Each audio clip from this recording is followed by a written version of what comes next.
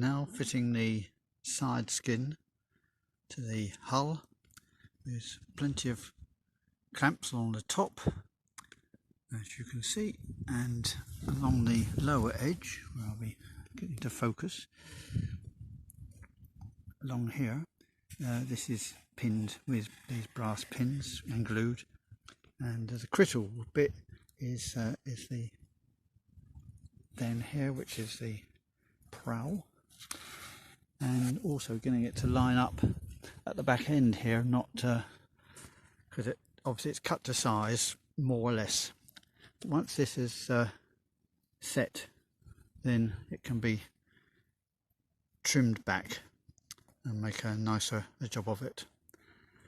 But as I said in a comment to Economical Rise, who's following this build, this does require a lot of patience, and if I wasn't waiting for my motorcycle to return from the service, I'm not sure I'd really have that today. I'd rather be out riding, but there we are.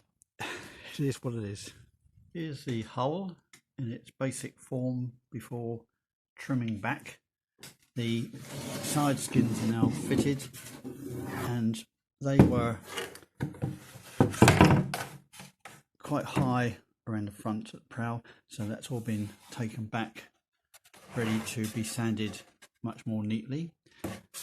And around here I always produce, instead of butting it as some people do, this joint here, some people butt joint that, I much prefer to have an overlap, and then just trim back along here all the way to the stern, and then you've got a chine stringer that goes over that, so that actually adds a little bit extra to the effectively spray rail, which is what goes on there.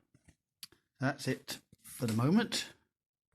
Well, the hull now has its side skins trimmed, and the spray rail, which is this, has been put on, that's glued and pinned, and the next stage will be to trim off the excess on back end.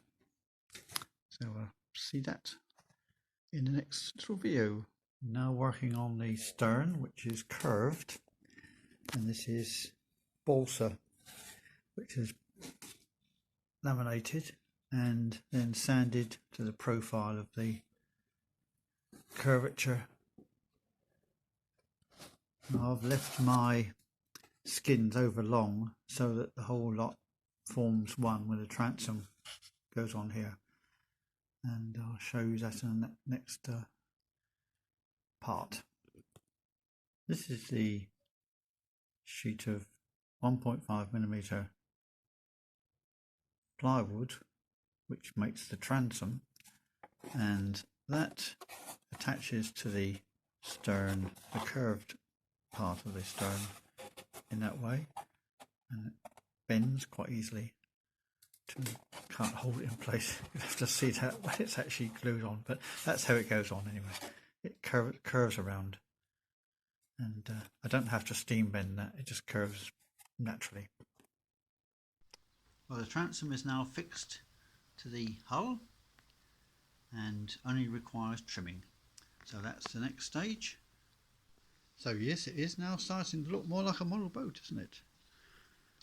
Now the hull is reaching its conclusion, and we've got the superstructure in place. Next job will be to put the decking down, and that will form another part of this build. I think we've done enough for one, so part 5 will be the hull.